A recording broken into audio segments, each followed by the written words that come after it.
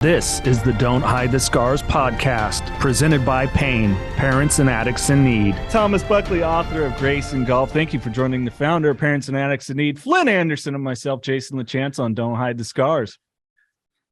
Jason. Hello, Thomas. Flindt, very nice to meet you guys and great to be with you and just, talk about some recovery. And, if we get to that other subject, then we will, That's perfect. Reviewing the book, do you prefer Thomas or Tom? I forgot to ask you.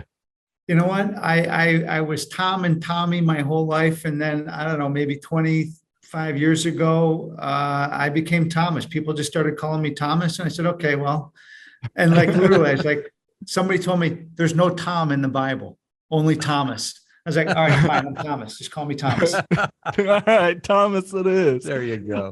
One of the really compelling things, because here at Parents and Addicts in Need, and especially Flindt with his work and his treatment center, New Perceptions North, a lot of young folks that were trying to get through. And you were 19 when you entered rehab. And you know what? I'm not going to tell you how I walked uphill in the snow both ways, when I was that age. But literally in 1979, there just wasn't a lot of 19-year-old kids. And when I went into treatment, there was a kid there, is a funny story, who kind of broke my image that I was too young to be going to treatment. I mean, this kid was 4 foot nothing, weighed about 80 pounds, blonde haired, blue eyed. And he looked at me when I checked into this place and he looks at me and goes, "First time?" I'm like, how old are you? Right. And the kid was 12 years old and it was his third trip. You see, his dad was like my dad. He was a recovering alcoholic and his dad didn't want him going down that path. And so long and short of it is, that was an exception, but most of the guys in this treatment center in Minnesota were, in their 30s, 40s, and 50s. Right. And it kind of fed my own illusion that I was too young, that I hadn't gone down far enough. Right.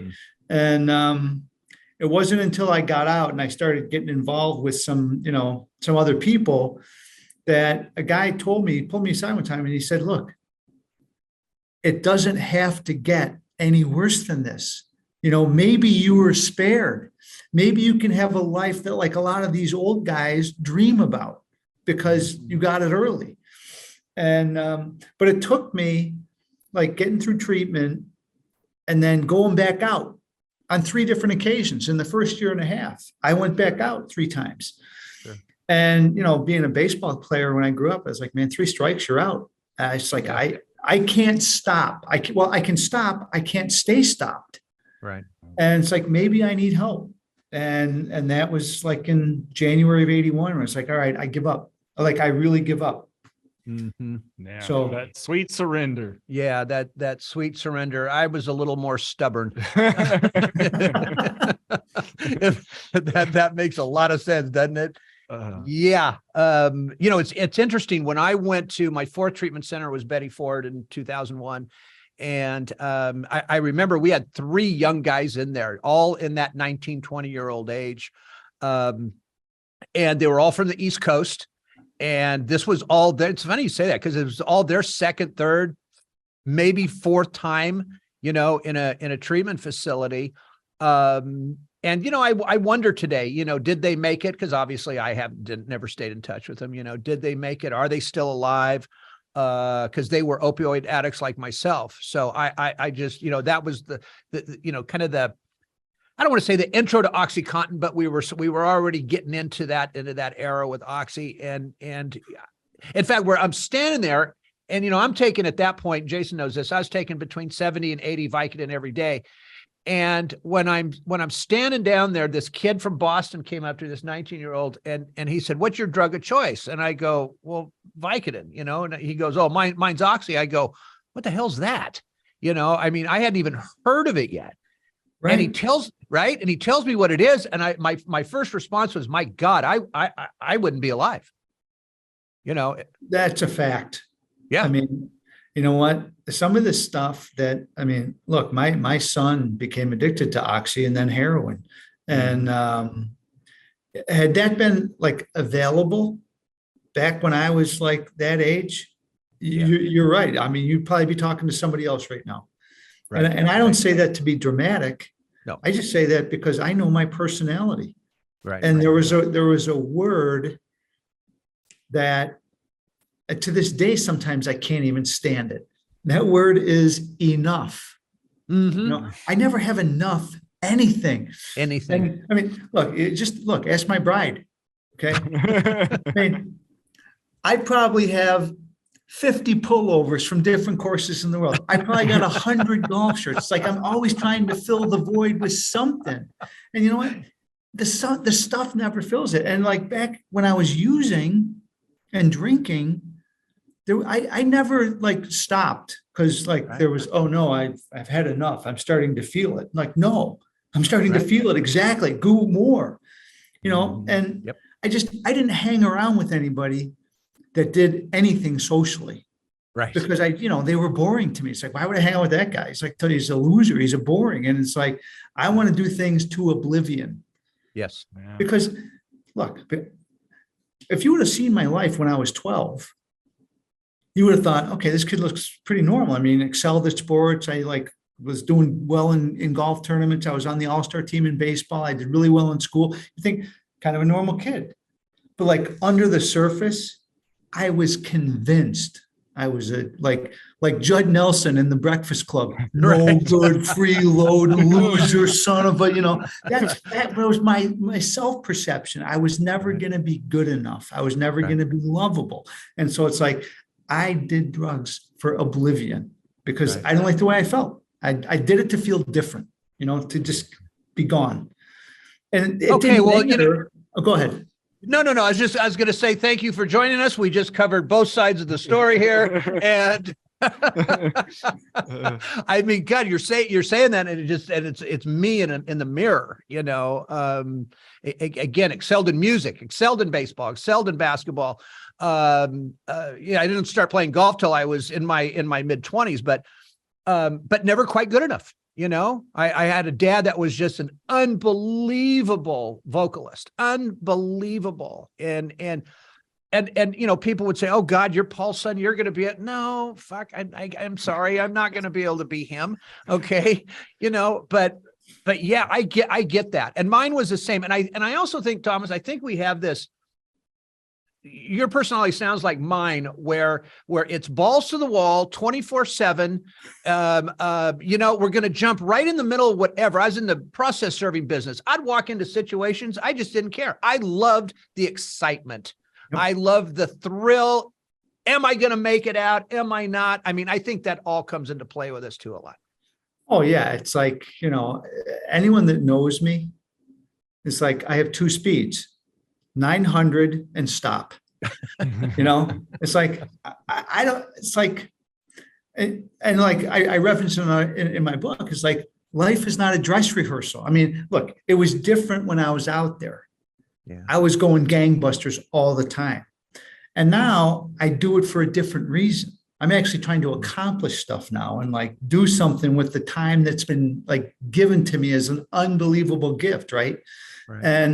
But it's like I go to places and my friends are like, is that decaf? They don't like to see me. And it's like I remember I was in college and I was already like clean by then. And I did a little thing in the campus ministry.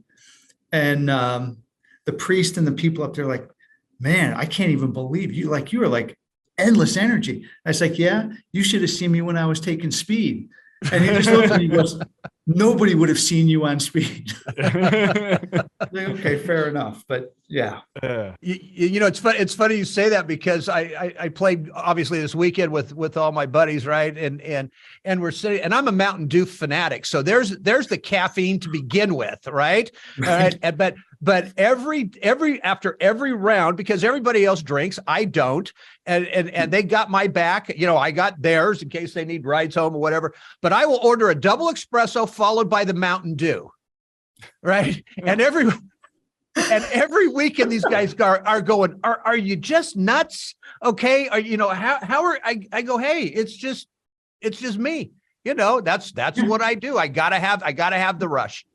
New Perceptions North, the premier drug and alcohol treatment and recovery center in Central California. A full continuum of medically supervised top quality care with programs for detox and patient residential treatment with dual diagnosis, intensive outpatient treatment, sober living support groups, and more. New Perceptions North provides adult men and women with the highest caliber of professional health care, treating each client with compassion and respect in a safe, comfortable environment to begin the process of recovery to proudly create and sustain a life without addiction. Call 559-978-1507 or visit newperceptionsnorth.com.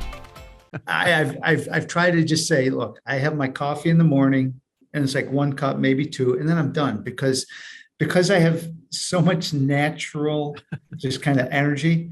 If I have more than 2 cups of coffee, I'm just like, forget it. Like I get jittery. Right. And, I heard a guy one time describe enthusiasm, and the rush I used to get, now I get it from God.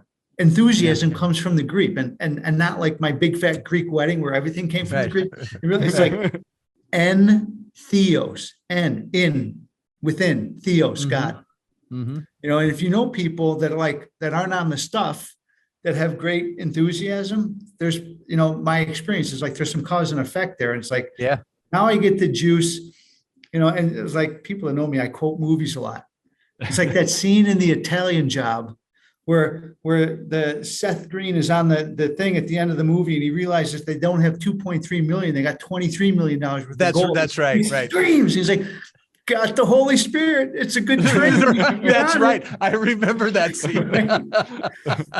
It's a great scene. Now I'm a movie snob, Thomas. That is the remake of The Italian Job, just to clarify for people. That's it. Okay. Fair enough. Steve McQueen, was that right? Yeah. Okay. Yeah. And I did like they kept the Mini Coopers. That was pretty cool. They paid homage there, same kind of cars, made it pretty cool. That was pretty cool for sure. You said something really interesting, though, if you don't mind, and it's okay to talk about. Your son moved from Oxy to heroin. That prompted me to, was it a situation maybe where he was doctor shopping, things tightened up? Because we saw that with so many people that went from Oxy to heroin because they weren't getting the supply anymore. Well, cheaper. I think he was taking the Oxy for a while. And what happened was, this is his best friend overdosed and died, on the Oxys. And, then that night he went out and he took a bunch and he was dead for, my son was dead. They found him in a tub and they had to revive him. And it scared him, but it didn't scare him enough to completely get off. He says, well, I'm just not going to do that anymore. And this guy says, well, you should do this. It's safer. Now, just think about that logic. Heroin is safer. Right. It's like, and you know what? He was, at the time he was like 17 years old. And it's like, he just didn't know any better. And it didn't matter that I had been trying to help him for many years. He had to find his own way. And so it wasn't really a matter of not being able to get it. It's like he got scared from his best friend dying and him almost dying.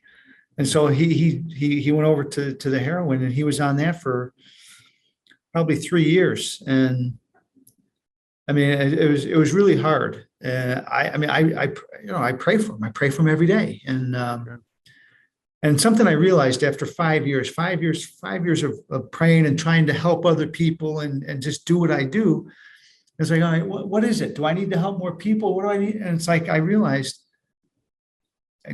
God was not he wasn't healing my son. Okay. Right. He was healing me.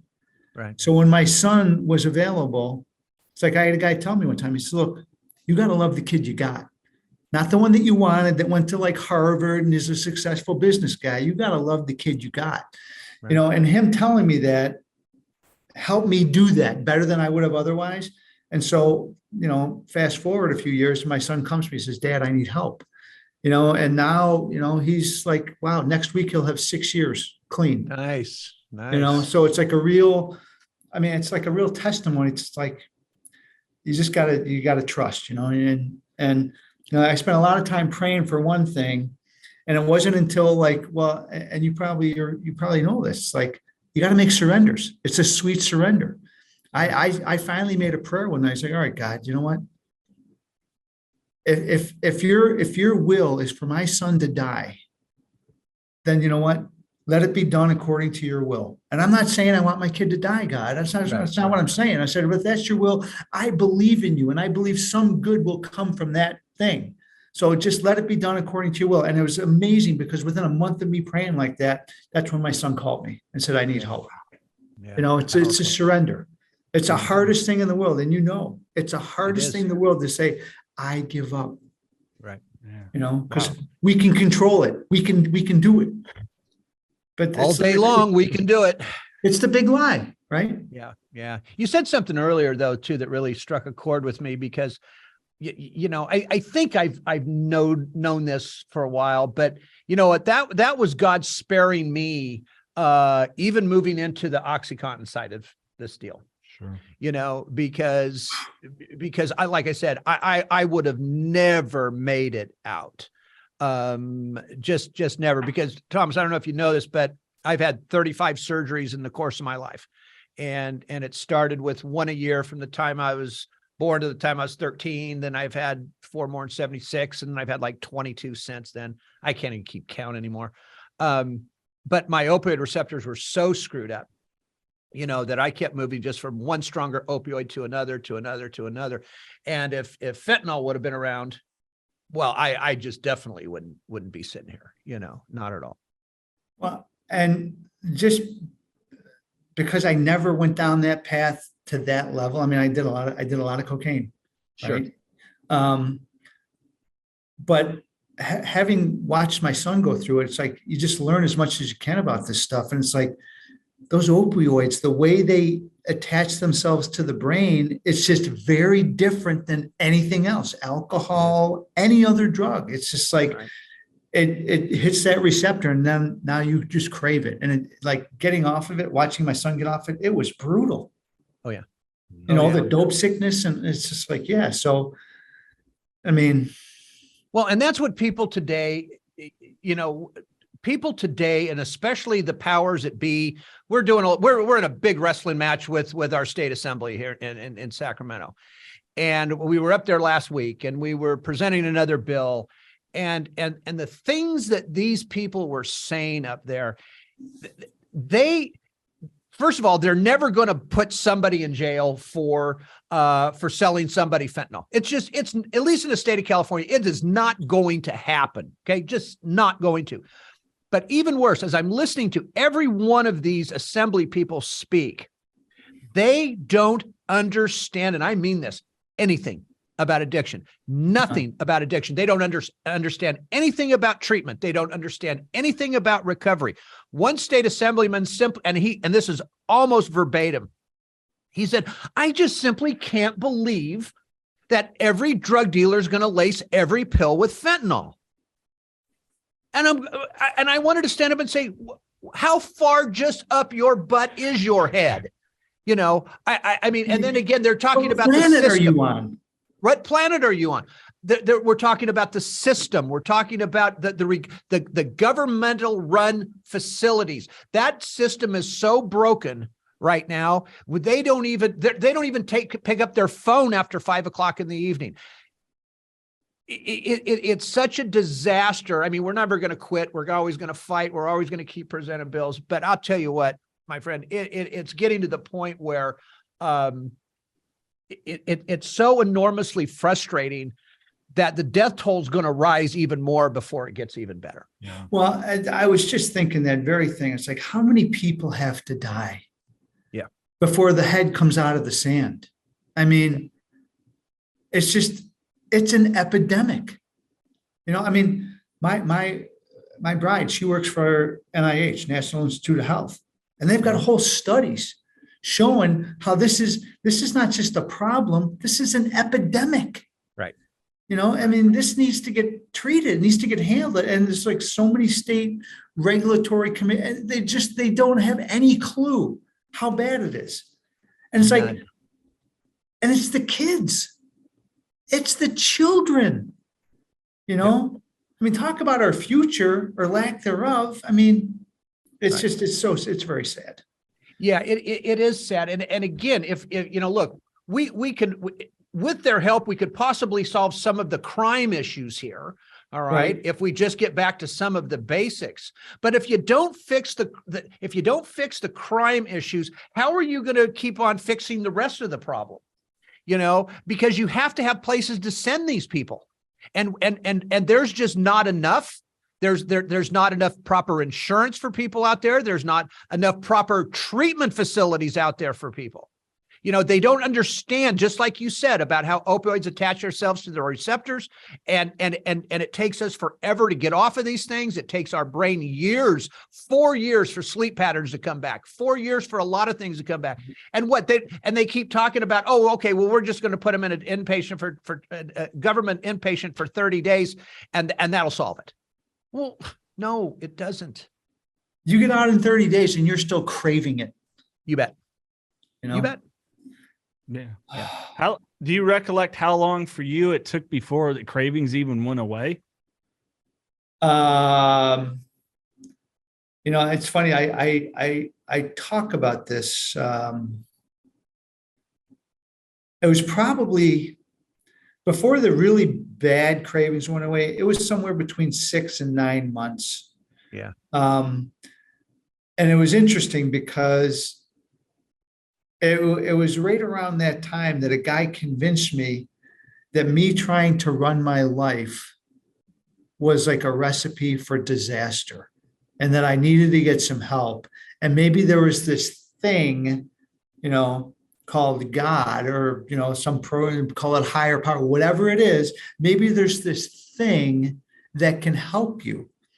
Now, when I was a kid, I grew up Catholic, and I was sure that, like, the God that I believed in, if he was real, I wouldn't be here. I'd be like a pile of ash. There would have been so many lightning bolts thrown on me, or like, I'd be like, there was no mercy, no forgiveness. No, it's like, no, this is like, you did this, I'm done with you. And I thought I had used it all up. And guy says, look, man, you just got to find something you want to like let go of. And I'm telling you, like I said, 6 or 9 months.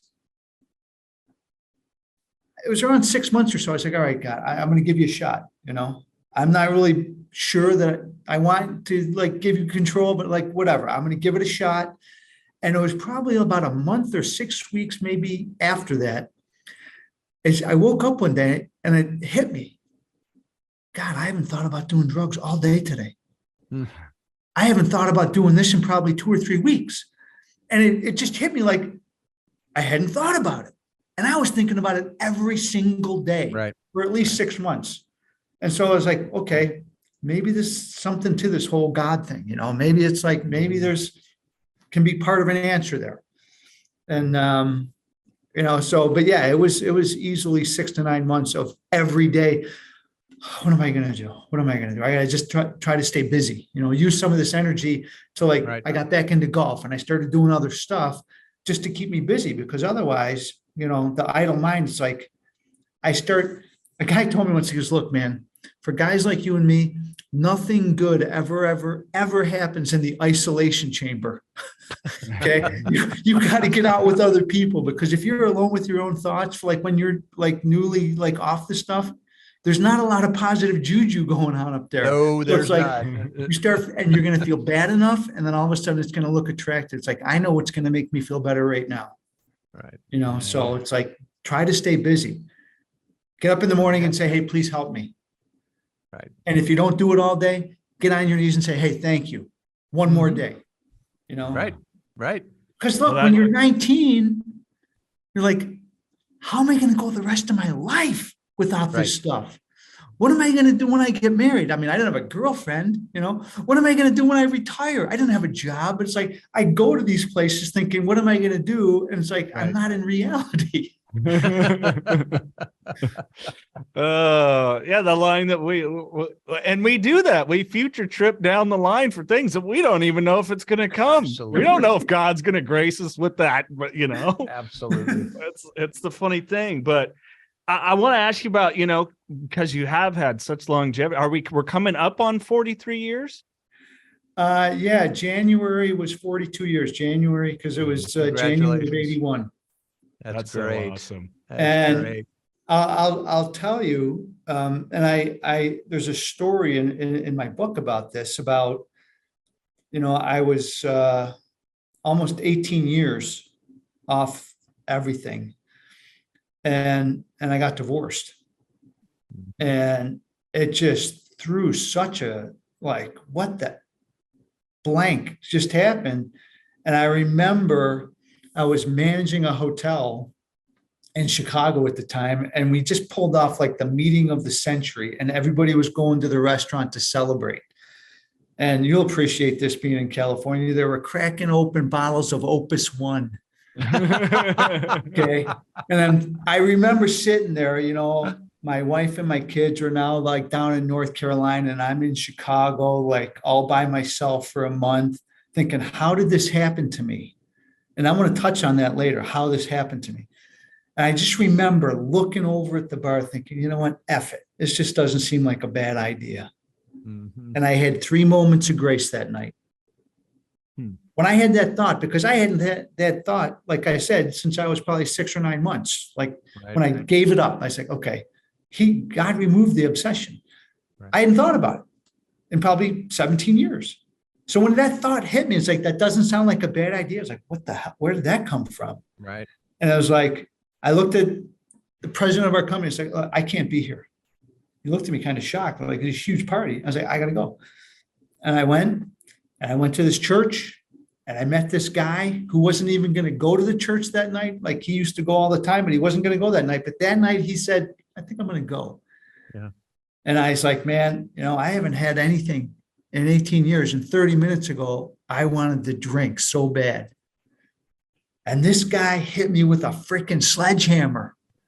He goes, we stay clean for a long time. We start thinking we had something to do with it.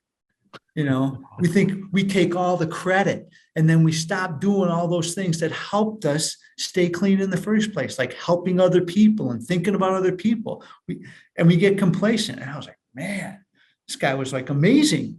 And so that guy has now like been my spiritual director for the last 25 years, so like all these little moments of grace. That's why the book's called Grace in Golf, because it started as a golf story, but then I realized the golf part never happens if it's not for all these different moments of grace in my life. Exactly. And when I said, it's like, how did this happen to me that night? See, if you're a user of anything, you're always the last to know. It's like, I didn't see the downward spiral that had started happening like a year earlier, where I stopped thinking about what I could do for my family, what I could do for other people. And I started thinking about, hey man, what about me? What's in it for me? What's in it for me? And it's like, when you live that way, it spirals out of control, where it's like, that's why a year later, she's like, man, I didn't sign up for this detail. You're a maniac. You might be off the stuff, man, but you're just not a nice person. Right. And it's like, because I had no one, I had a spiritual director for 17 years and he died. Mm-hmm. And I didn't get another one. It's like, I got this. I'm good, man. It's like, I'm good. Yeah. I'm walking around in my Armani suits, managing the hotels, taking limos everywhere. It's like, I got this. And it's like, I forget. Yeah. And it's so easy to forget. It's like, and that's why, like, people with money, it's hard for them to get it. It's like they could be going on a downward spiral with heroin, with anything, and they can just be like, hey man, look at me. Look at my house. Look at my car. Mm-hmm. Look at this. And it's like they can't see it. It's harder versus like a guy like me, you hit a bottom, it's hard to deny. It's like when you're looking up from the curb, you can't say, look at me. Laying there next to a half-eaten soggy sandwich, you know? Right. Thank you for sharing that, because that's exactly what I was going to ask you, is how you managed those times. Because, there's a lot of perceptions that we need to break with the newcomers. It's like, getting sober is just the first part of this thing, There's going to be the ups and downs, but guess what? You work it right, you're going to be able to navigate this. Mm-hmm. Yeah. And look, I use this analogy all the time, especially with my golfer friends, because, it's like the golf, it's just, I'm not classifying golfers, but like, generally speaking, golfers tend to have a little bit more money. And so they can like have expensive habits. Right. Yep. And I always use this analogy. It's like, hey, look, even Tiger Woods has a caddy, okay, that he listens to. Now, if the greatest golfer in the world needs somebody else to like be a voice of reason, like, who am I to think I can do this by myself? It's like, because you're right. You stop and you get off the stuff, but then life happens. And it's like, I need a solution, not just not drink or do drugs. I need a solution to live.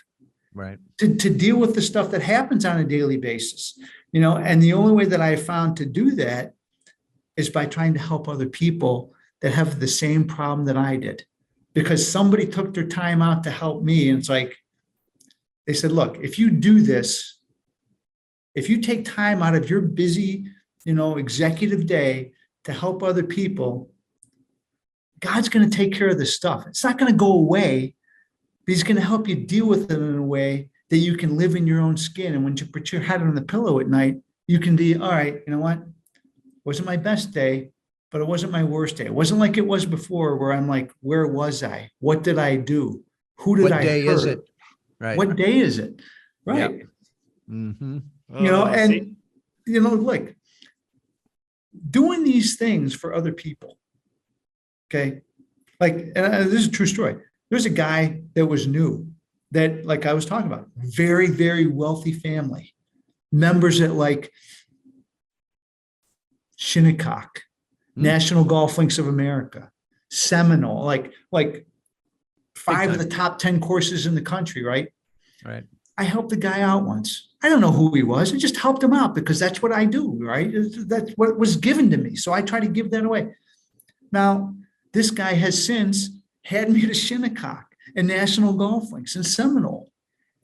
I mean, it worked out that way. Like, these relationships and the things that I talk about in the book are just things that have happened because I listened to somebody. Yep. And I tried to give away what was given to me very freely. And it always comes back tenfold every time. Of course it does. When I was new, I was like, how is that going to help me? That has nothing to do with my problem. I need a job. I need a car. I need a girlfriend. I need this stuff. But Thomas, I think a lot of this, though, has to do with our age. I truly do. We've got young people here and young people all over the country right now that I've said this 100 times. I wish I could just fast forward all these young people, even to the age of 50, because as we get older and as we maintain our sobriety, we know the reasons why we're being successful, because we're doing the next indicated thing. We are no longer selfish SOBs. Our soul has returned to us. Our brain cells have returned to us. Our compassion has returned to us. If we're doing this right, if we're following God's path, call it your higher power, call it whatever. But as long as we are following that path, the age we're at now, we know it took some time to get there. This young generation, they want everything now. They want it yesterday. They want it within 2 minutes. Okay. And I think that is one of the huge reasons why relapse is so prevalent today. Recovery rates in the United States are 7%. Yeah. 7% recovery rate. That blows. Right. I mean, so just like today, we a few minutes ago, remember, we've got a young man that came out of treatment. He's doing pretty good. He's staying with us in one of our sober living homes, and he doesn't want to do outpatient. I got this, he says. I've got this.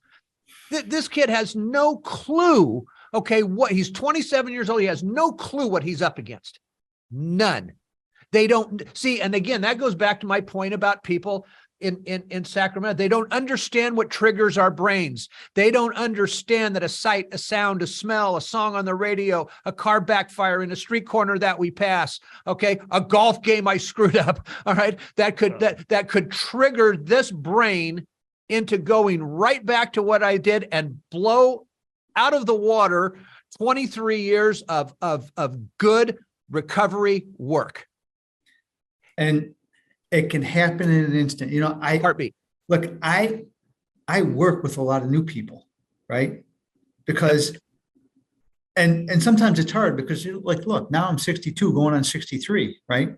And they don't understand that I was 19 when I started doing this, right?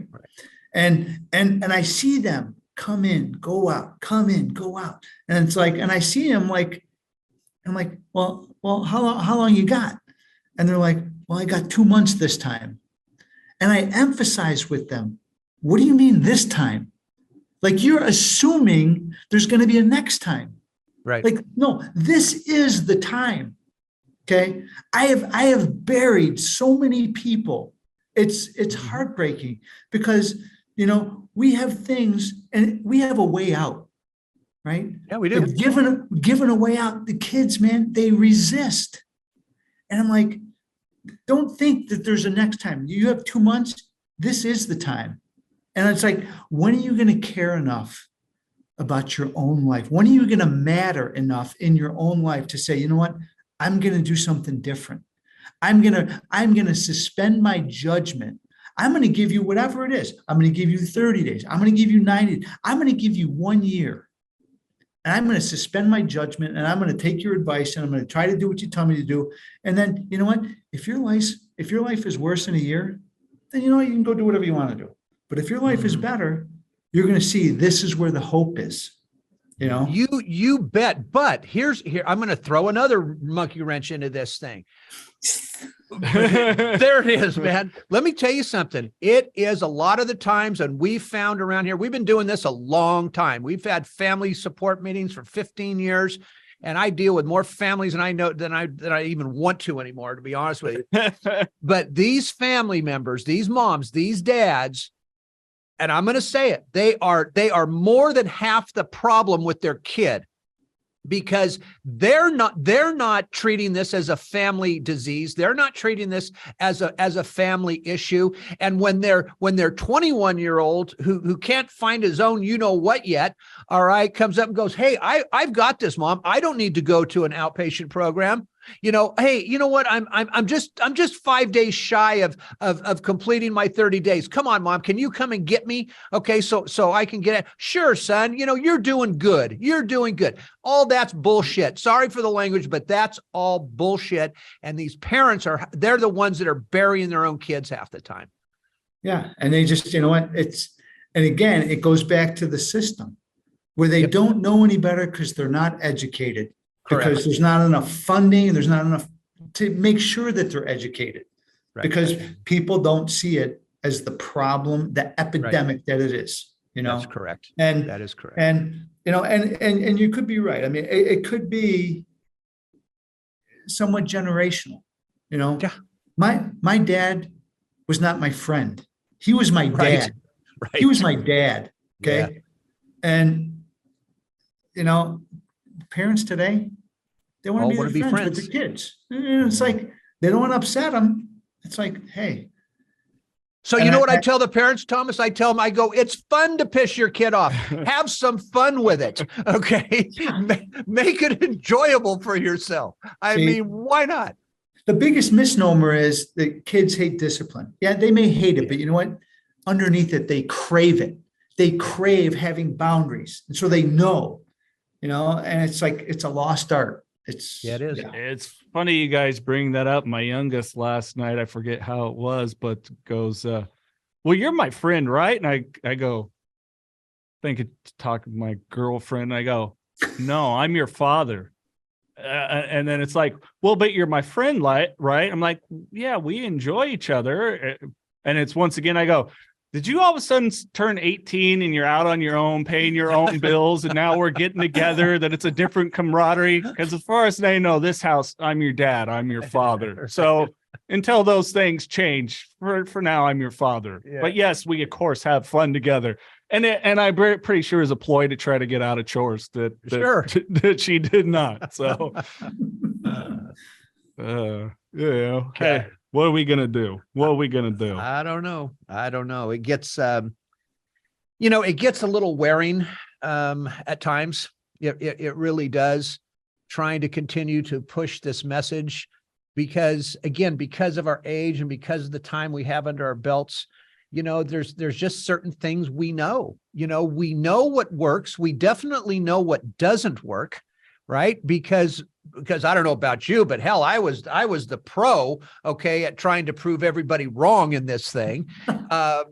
And of course, how'd that work out for my ass? Wound up in 4 different treatment centers and, my whole world came crashing down.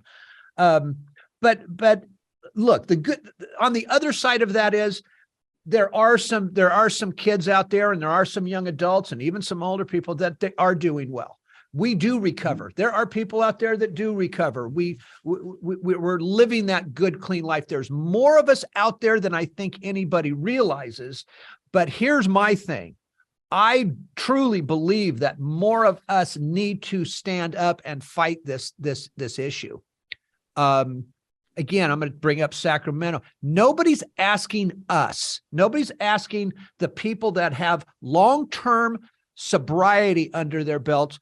What's the answer? What are your suggestions? What could you tell us that will help us do this? I'm sitting up there last week, and when you present a bill, after the bill's presented, before it's voted on, you have your in support of and opposed. And so each group, you can walk up. I'm Flindt Andersen. I'm CEO of Parents and Addicts in Need. I'm in support of Bill 1507. And I walk away. Now you got the people that oppose it. They're walking up saying, I'm Joe Blow and I oppose this bill. I know I can get in trouble for this stuff. Everybody that walked through that line up there looked like they just opened up every prison door in the state of California.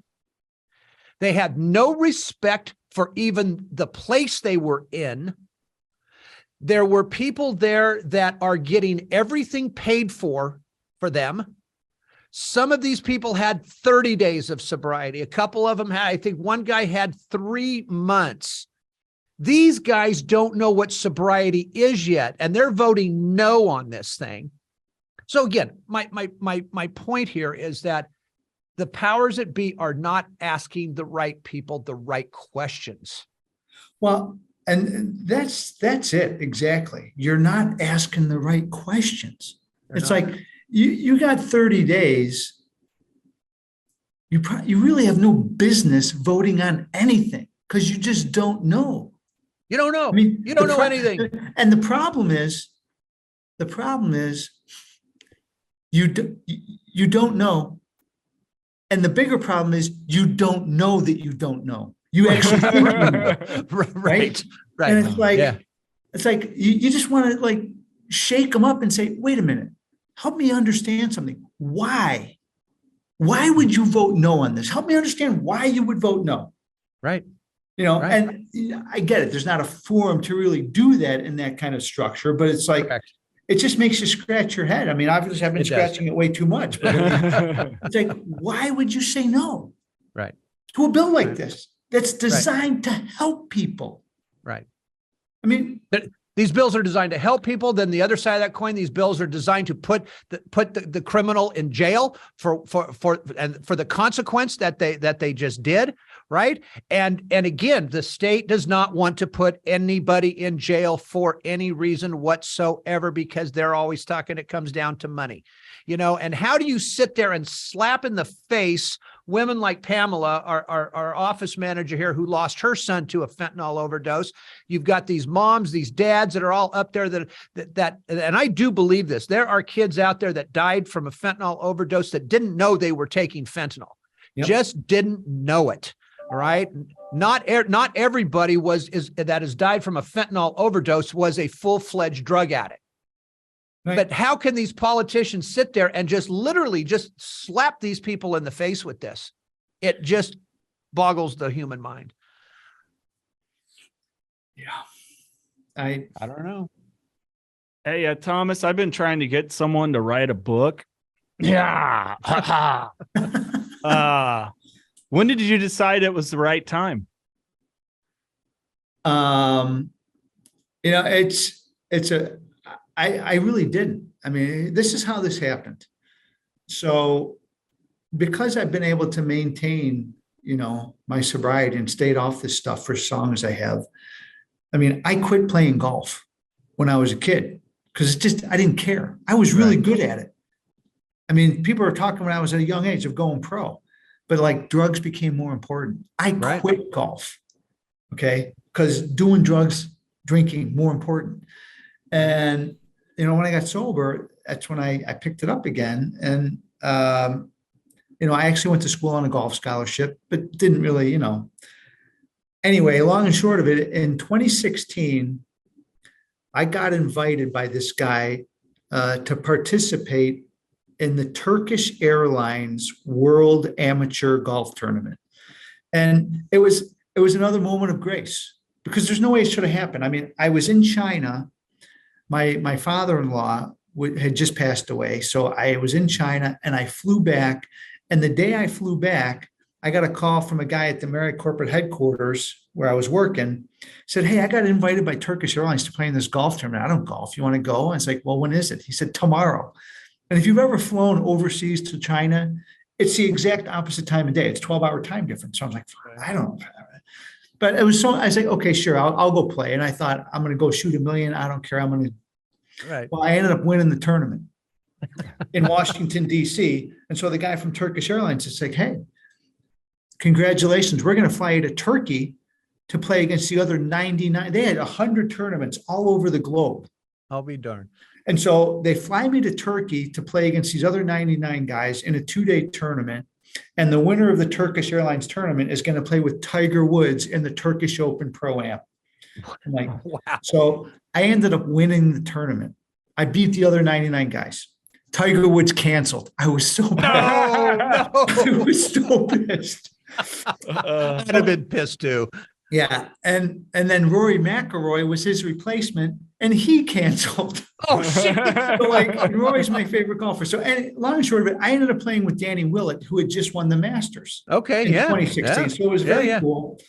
And so I get back and my cousin, okay, I have a very unique family. My dad, his brother, their sister, married my mom, her sister, their brother. So 3 Buckleys married 3 Di Pasquales. So we're 50% Irish and 50% Sicilian, like all the way back. Wow. And my cousin, Phil Di Pasquale, he is like our family historian. He has traced our family generations like to the 1700s and can tell you who married who in Sicily and Ireland all the way back. So in probably 2018 or so, he started bothering me. He says, "You should write a story about this Turkish Open thing." I'm like, "No, forget it. I am so self-centered. The last thing I need to be doing is writing a book about me." So he bothered me. This is not an exaggeration. He probably bothered me for 2 years, like every month or so. He's like, "Hey, did you start writing that?" I was like, "No, forget it." Yeah. And finally, he called me out. He literally cursed me out. He goes, "Look at here, you mother, blah, blah, blah, blah." "I've been to the mountains of Sicily and the fields of Ireland. I have traced our family history back 5 generations. This is not like some local muni you won. You went to a different country. You beat 100 guys from all over the world. That's part of our family story." Sure. I'm like, "All right, fine. I took a couple of writing classes in college. Maybe I'll try to wing something." So I wrote 25 pages one Saturday about the Turkish Open, just the Turkish Open. All right. And my wife's best friend's daughter was the editor at the Wall Street Journal. No kidding. So she goes, "Well, you should send it to Michelle, have her read it." So I sent it to Michelle. I was like, "Would you read this? And please, I want you to be brutal because I really don't want to write this book." Okay. So pretend it's for the paper. And I thought for sure she's going to write me back, "Yeah, this is really cute, but don't quit your day job." Right. But she didn't. She goes, "Look, I don't know anything about golf. but this is really quite good. Like I felt like I was with you, like in the fairway, and like not all authors can do that, but I was with Right. you. You should totally do this. And that's when it hit me one morning. I started praying. It's like, God, I don't want to write this book, but if maybe you want it written, I'm just going to try to be surrendered, again, just be surrendered. What do you want? Not what do you want? And that's when it hit me. I don't ever get to Turkey if it's not for all these moments of grace. And so that's what I want the book to be about. And so these moments of grace that led me to Turkey, and then this unbelievable life that I've been able to live in the last 42 years since I got off all this stuff. And all these people that I've been able to meet and these places I've been able to travel to that are all a direct result of me stopping doing that stuff and like being surrendered to a process that when I was new, I had zero interest in. It's like, don't tell me what to do. You're not the boss of me. I'm not going to do that. And it's like, finally, as I mentioned, I went out 3 different times, and this guy got in my face one day. He's like, you know what? You're hopeless. You come around and you think you know what's going on, and you say this, and you don't help anybody. You're still all about you. When are you going to start thinking about somebody else for a change? And when he got in my grill, that's when it like hit me. It's like my way was not working. Maybe I'm going to do like this guy says. Why don't you just invest a year? And if your life is worse, then go do what you want to do. And you know what? 1 year became 2, became 42. Just like, and one thing I try to stress to everybody that's new is like, look, this stuff that happened to me, this is like, I don't have like a reserve on God's grace. Okay. It's open. It's an open field. It's like for anybody. I mean, you have the ability at 19, like me, because I work with a lot of young people. You have the ability to have this life beyond your wildest dreams. You can have the most amazing adventure. Like I wrote a book about, who does not? It's like, I don't say that to brag about me. I say that to brag about God. This is what God did in my life because I tried to do something different. It's like, and forget the adventure. You're going to have an adventure. I've traveled the world. You can have all this stuff, but here's something even better. How'd you like to wake up one day after a period of like a month or 3 months or 6 months and not have to drink or use anymore? How'd you like that to happen? That sounds kind of good, doesn't it? Yeah.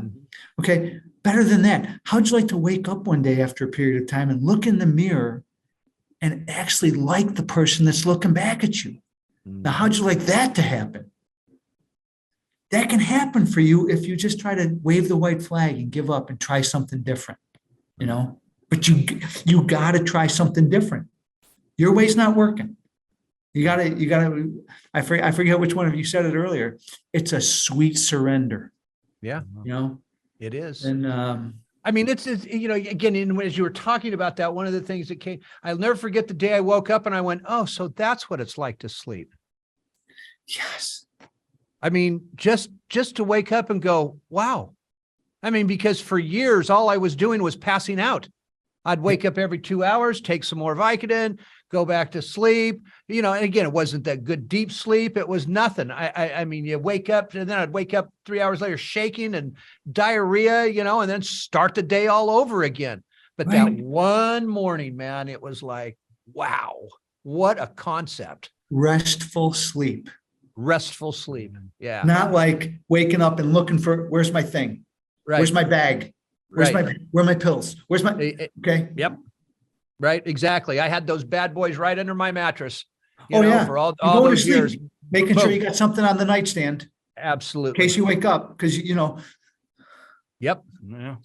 And that's what's so, again, I mean, how do you literally get that across to somebody?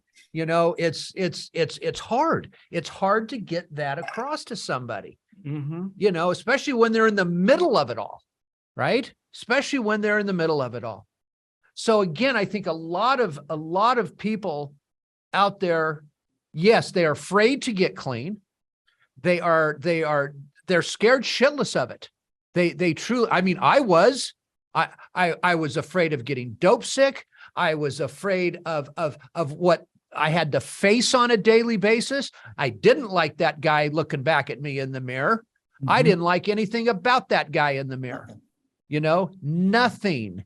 But as soon as I took a few, oh man, I'm good. I'm ready to go. I mean, it's that vicious cycle and it just keeps going. And my God, it's like, no, hallelujah, it's over. I don't got to do that crap. And it's like, I tell these new guys, it's like, look, guys, I know this is scary. Okay. It's scary because you don't know what's behind door number one. Right. Okay. So you can have either A, little scary, unknown, or B, repeatable patterns of pain. Yeah. Right. And invariably they're choosing repeatable patterns of pain because they're afraid. Right. Yeah. They're afraid. It's like, I tell people, it's like, look, and I didn't know it was 7%. I always tell them 10%. I say, 9 out of 10 of you aren't going to stick around, because as hard as it was for you to get here, it's harder to stay here. Yeah. Otherwise, people would never leave, right? Sometimes you hear that backwards, but it's like, it's harder to stay. It's like, but you have to surrender your judgment.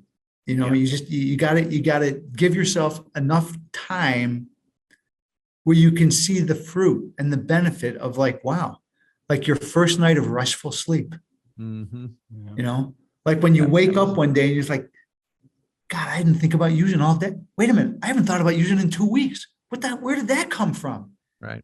And you do the math in your head. It's like, wow, it was a struggle for 6 months, but now it's like, okay, I can work with this, right? Mm-hmm. I'm just going to keep doing this thing that I didn't think made any sense.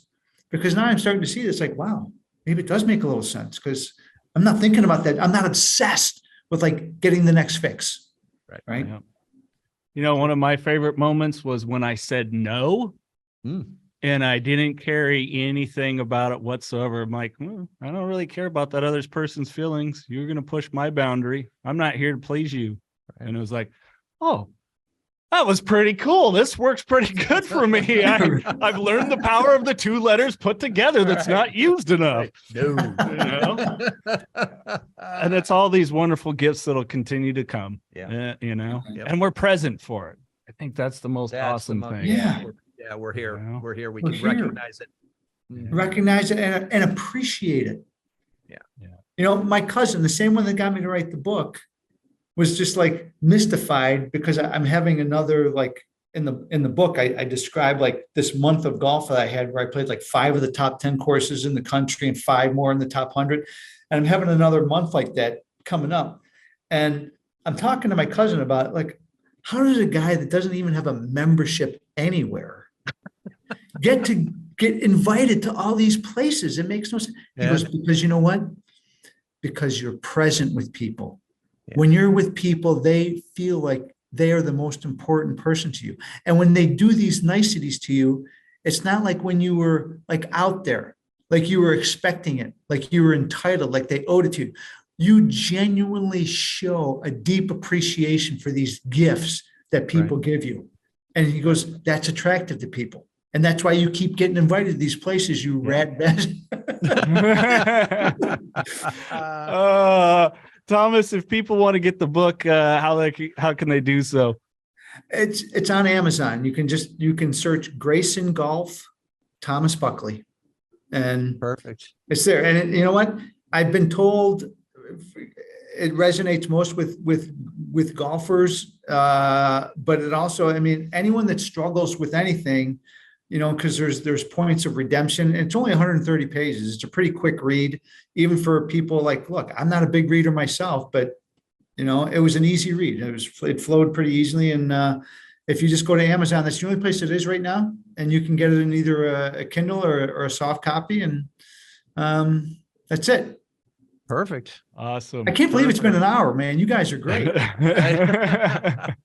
Well, thank you, Mr. Andersen. Thomas, thank you so much, man. I mean, I appreciate you.